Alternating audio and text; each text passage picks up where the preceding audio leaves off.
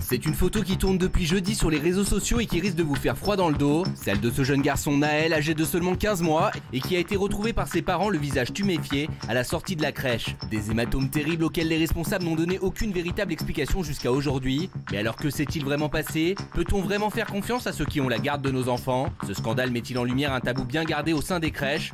Ce soir, Sophia, sa maman, est notre témoin du jour et elle a décidé d'agir. Voilà, elle nous a rejoint. C'est notre témoin du jour. Vous savez que tous les soirs, on a un témoin dans Touche pas à mon poste. Et ce soir, Sophia est avec nous. Merci d'être là. Je sais, vous venez de me dire, c'est très difficile. Vous avez eu... alors, on ne va pas dire où se trouve la crèche, parce que je crois que vous avez eu d'énormes pressions pour ne pas venir témoigner ce soir. Oui, oui, d'une voilà, manière générale. D'accord. D'accord, oui. Pression de la crèche? Non, on peut pas le dire. Voilà. Mais de toute façon, si elle a eu des pressions, ils sauront qu'elle est là, ils sauront que c'est elle quand même. Donc, non, voilà, non, mais elle a eu on des va pas le dire, mais ils sauront que vous avez voulu témoigner parce que ce qui est arrivé à votre enfant, c'était le 23 décembre. Vous êtes au travail, votre enfant est à la crèche et vous recevez un appel. On vous dit quoi? On m'appelle pour me dire de venir récupérer mon fils. Donc je demande pourquoi, qu'est-ce qui se passe et on m'explique que mon fils s'est fait mordre. La voix tremblante de la directrice adjointe et là je dis mais s'il s'est fait mordre... Sophia, est-ce que vous pourriez parler bien fort parce qu'on vous entend très mal avec le masque? Je suis désolé. Hein. Ouais, donc du coup je demande, est-ce que c'est si grave que ça pour venir le récupérer après une morsure? Mon fils s'était déjà fait mordre 1 ou 2 fois, j'avais déjà prévenu. On va dire quelque chose, des choses qui peuvent arriver. Oui. Et là, au vu de sa voix, j'ai compris qu'il y avait quelque chose qui n'allait pas. Donc, il a 15 mois. Au travail. Ouais, exactement, il a 15 mois. J'étais au travail, j'ai appelé mon mari pour lui demander d'aller récupérer mon fils. Voilà, ne sachant pas encore ce qui s'était passé. Alors, vous décidez donc de venir le récupérer à la crèche. Oui. Et là, c'est incroyable ce que vous voyez. Ouais, en fait, mon mari m'envoie une photo de mon fils comme ça. Voilà. Donc, mon mari est resté sans voix, on ne savait pas quoi faire, quoi dire. Il a demandé ce qui s'était passé, bien entendu. Ouais, il a demandé ce qui s'était passé. On nous a expliqué qu'il s'était fait mordre pendant sa sieste. Voilà. Mais j'avoue, après, mon mari restait vraiment sans voix, savait pas quoi dire, savait pas quoi faire. Donc moi, je lui ai demandé d'emmener notre fils aux urgences. On ne pouvait pas le laisser comme ça, sachant que la crèche n'a rien fait, bien sûr, n'a appelé. Alors, vous apprenez en plus, et c'est ça qui est très grave, vous apprenez que on vous appelle, mais les faits, ils viennent pas d'arriver. Ils sont arrivés il y a 3 heures. Donc on a laissé le petit pendant 3 heures à la crèche, comme ça, sans s'en occuper, et voir si ça part. Il devait souffrir, parce qu'il devait énormément souffrir. Donc on vous a appelé 3 heures après. Comment ça se fait? Je l'explique pas. Je ne sais pas. On ne sait pas me l'expliquer.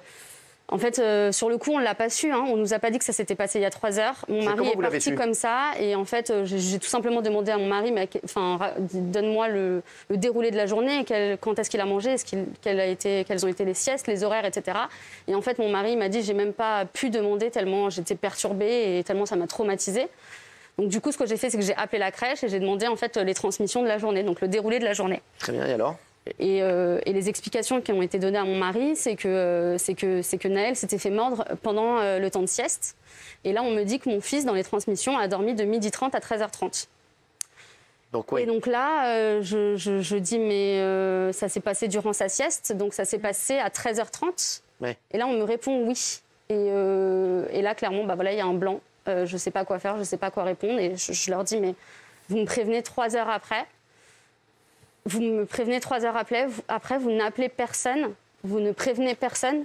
On est le 23 décembre, la crèche ferme à 19h, il est 16h30. C'est incroyable. Alors, voilà. Vous décidez de faire une expertise médicale. Et qu'est-ce que vous dit le médecin? Ouais, je dis à mon mari de ne pas laisser mon fils comme ça, de l'emmener aux urgences. Et le médecin, il nous dit que c'est tout frais, déjà. Il nous dit que ça peut être une morsure, mais qu'il y a beaucoup d'autres choses autour. Voilà, il y a des hématomes, il y a son oreille, elle a quadruplé de volume. Enfin, vous voyez, c'est pas. Oui, je peux même pas regarder les images. C'est ce qu'on s'imagine tous, voilà. Et on vit avec ça depuis le 23 décembre. Son oreille, elle a vraiment. C'est quand vous avez vu ça, vous avez éclaté en sanglots? Quand j'ai vu les images, je ne me rendais pas compte. Ouais. En fait, je m'en suis rendu compte vraiment quand j'ai vu mon fils le soir, quand je suis rentrée du travail finalement, quand je suis rentrée du travail. Je suis repartie tout de suite de mon travail, mais après ça, il s'en est suivi. Voilà, je suis allée au commissariat, j'ai fait beaucoup de choses. Et donc, je suis rentrée plus tard chez moi. Vous avez porté plainte? Oui, j'ai porté plainte. Contre la crèche? Oui, bien sûr. Oui, bien sûr, contre la crèche. Qu'est-ce qu'on vous a répondu? Où ça? À la crèche. Qu'est-ce qu'ils vous ont répondu, les gens de la crèche? Ils m'ont répondu que mon fils s'était fait mordre durant son sommeil. Voilà. Et que par un autre enfant. Bah, je me suis demandé, c'était pas un animal, vous voyez. Bah oui. Par un autre enfant. Voilà. Et il y avait personne qui surveillait? Eh bien, apparemment, non, personne n'était là au moment où mon fils s'est fait mordre. Mon fils n'a pas pu... Enfin, il y a clairement du mensonge. Mon fils, même s'il a pu se faire mordre, il n'y a pas que ça. Mais oui. Mon fils a dû pleurer des minutes, mais tellement longues. Mon fils a dû souffrir. Enfin, ce que je leur disais, c'est que ce qu'elles me disaient était inaudible. Et en fait, elles sont restées sans voix. Et voilà, elles me regardaient. Et voilà. La grande question qu'on se pose, la question qu'on se pose aussi, c'est que les faits se sont déroulés le 23 décembre. Oui. On est le 18 janvier. Oui. Et vous décidez de parler publiquement seulement ce week-end. Pourquoi vous avez attendu tout ce temps? J'ai attendu tout ce temps parce que je suis certainement trop gentille. J'ai attendu tout ce temps parce que je pensais clairement que les choses étaient prises en main. C'était le 23 décembre, donc il faut savoir que les structures collectives sont fermées pendant les fêtes de Noël. Donc elles réouvrent que le 4. On m'a demandé d'attendre le 4, d'avoir un contact avec cette fameuse crèche. Qui a demandé? Comment? Qui a demandé d'attendre? La mairie, parce que moi je suis allée au service... Bah, bien sûr. Ah ouais. Bah oui. Il faut savoir qu'il y a il y a toute une structure et une organisation, c'est-à-dire que les crèches sont gérées par la mairie et donc ça revient au service petite enfance. Donc moi, je m'en suis remise finalement au service petite enfance. Donc je suis allée les voir en détresse et voilà, j'ai été prise en charge, on m'a contactée, mais on m'a simplement demandé d'attendre le 4. Et j'ai attendu le 4. Oui. Et après le 4, j'ai eu j'ai eu des appels, j'ai eu des rendez-vous. Donc on vous a tourné en bourrique, c'est ça ce que vous êtes en train de dire? Ouais, c'est ça, c'est qu'on m'a demandé de remettre mon fils à la crèche. Voilà, pendant 20 jours, on vous a tourné en bourrique. Donc à un moment, là, ce week-end, vous avez craqué? Et en fait, j'avais aucune réponse. Je n'ai toujours pas de compte-rendu circonstancié, je ne sais pas ce qui s'est passé cette journée. J'ai demandé une déclaration d'accident, je ne l'ai pas. Aujourd'hui, je ne l'ai pas. Alors, ce qui est plus grave maintenant, c'est ça, et c'est pour ça que ça vous concerne tous. Tous ceux qui nous regardent, tous ceux qui ont des petits frères, tous ceux qui ont des petites sœurs, tous ceux qui ont des enfants, ceux qui ont des petits-enfants. C'est que, en allant plus loin, cette affaire, vous vous rendez compte que votre cas n'est pas un cas isolé. De quelle manière vous vous rendez compte de ça? Parce que c'est ça, et c'est pour ça que vous êtes là ce soir. Ouais, on s'en rend compte parce qu'on reçoit beaucoup de témoignages, en fait. Et pour nous, la crèche, c'était l'endroit le plus sécurisant pour les enfants.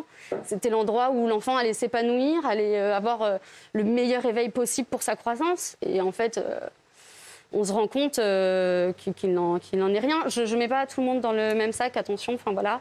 Je sais qu'il y a des gens qui sont très bien. On va le dire, et moi aussi je le dis, il y a des gens qui font un travail exceptionnel en crèche. Oui, moi j'ai eu la chance d'avoir des gens formidables qui sont occupés de mes enfants dans les crèches, et c'est 99% de gens comme ça. Après, il y a un autre problème aussi, et je le dis, c'est le problème de l'État. Il y a un énorme manque de moyens en crèche. Ça n'explique pas tout, et ça n'excuse rien. Mais il y a un énorme manque de moyens dans les crèches, et aujourd'hui, c'est aussi ce que nous disent les personnes qui travaillent dans les crèches. Mais votre enfant, donc ce qui veut dire que votre enfant, il a fait sa sieste, il s'est fait, j'ai envie de dire, déchiqueter, vraiment, c'est le mot. Hein. Je sais pas, moi. Franchement, mais c'est vrai, c'est le mot.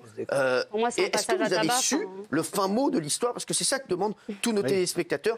Qu'est-ce qui s'est passé? Non, malheureusement, personne n'a pu vous dire ce qui s'est passé? Non, je ne l'ai jamais eu, je ne l'ai toujours pas aujourd'hui. Je n'ai pas de détails de la crèche, si ce n'est ce qu'on m'a dit le jour J. Donc, qu'est-ce qu'ils vous ont dit, les gens qui s'occupent de la crèche? Vous ont dit qu'il s'est fait mordre par un autre enfant. Mais ils ont pu identifier l'autre enfant, même pour savoir, voilà. On m'a dit que c'était toujours le même. Donc le même enfant que la fois précédente. Mais parce que c'était déjà arrivé. C'est un enfant qui fait ça. Peu importe, même si un enfant avait mordu une fois, là, c'est clairement pas un enfant. Je pense qu'on remet juste la cause sur quelqu'un qui parle pas. Donc, vous pensez quoi, vous, au fond de vous? Un enfant. Vous pensez que ça peut être un adulte qui a... Je sais pas. Je pense tout et n'importe quoi. Je réfléchis. Depuis le 23, tous les soirs, je m'endors et je me réveille comme ça. Il est où votre enfant en ce moment? Il est à la maison avec son père. Vous avez arrêté la crèche pour lui? Ah bien sûr. Mais même vous n'avez pas trouvé une autre crèche? Non. J'ai pas trouvé une autre crèche. J'ai une solution alternative de la part de la mairie qui a pris entre guillemets le dossier en main. Et c'est une solution qui correspond pas à mon fils parce que c'est pas un équivalent. Vous avez eu la directrice de la crèche? Non. Jamais? Je l'ai rencontrée le 5 janvier. Je l'ai rencontrée à la demande de la mairie. Et qu'est-ce qu'elle vous a dit? La même chose. Elle vous a dit qu'elle était désolée Ouais, qu'elle était désolée. Mais quoi? Mais que ça arrivait? Mais qu'il fallait remettre Naël à la crèche et que ça se ne reproduirait plus et que je pourrais venir pour surveiller. Voilà. J'ai dit tout à l'heure que vous aviez eu des pressions, parce qu'il y a plein de gens qui ne voulaient pas que vous témoigniez de cette affaire.